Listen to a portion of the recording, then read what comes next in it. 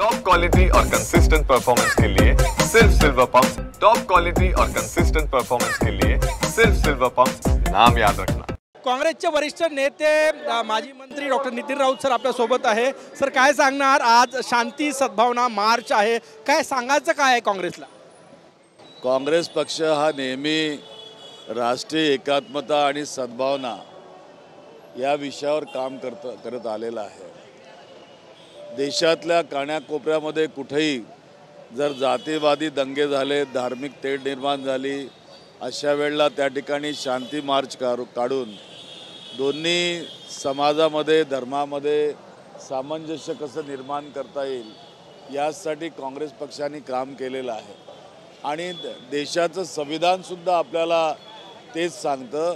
त्या सद्भावनेतनंच ही सद्भावना यात्रा आज या ठिकाणी प्रांताध्यक्ष आमचे हर्षवर्धन सपकाळ यांनी आयोजित केलेली आहे। मार्ग बदलला गेला पोलिसांच्या आग्रहास्तव मार्ग, कारण की पूर्वी या मार्गाने जाणार होतं चिटणीस पार्क भालदारपुरा, परंतु आता टिळक पुतळ्यापासून ही यात्रा जाणार आहे।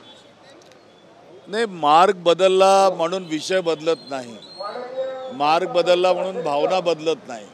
लोकांच्या ज्या भावना आहेत, लोकांना जे हवं आहे त्यासाठी आम्ही हा मार्च काढतो आहोत।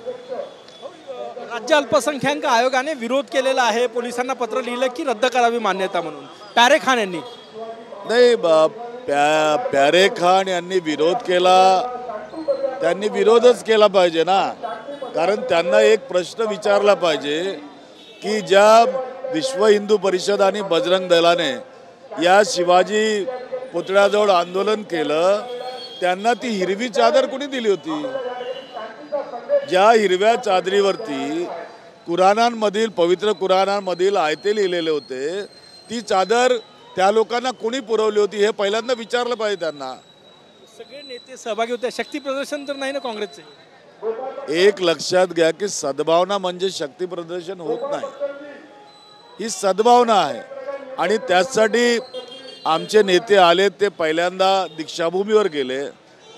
ज्यांनी या देशाला लोकतंत्र दिला, लोकशाही दिली, या देशामध्ये आम्ही भारताचे लोक म्हणून मान्यता दिली, त्या ठिकाणी नतमस्तक होऊन आम्ही या सद्भावनेत सामील झालेलो आहोत। होते डॉक्टर नितीन राऊत काँग्रेसच्या सद्भावना यात्रेमध्ये सहभागी झालेले आहे। शांती प्रस्थापित करण्यासाठी ही सद्भावना शांती यात्रा आहे असं ते म्हणतात। कॅमेरामॅन साईसह गजानन उमाटे, TV9 मराठी, नागपूर।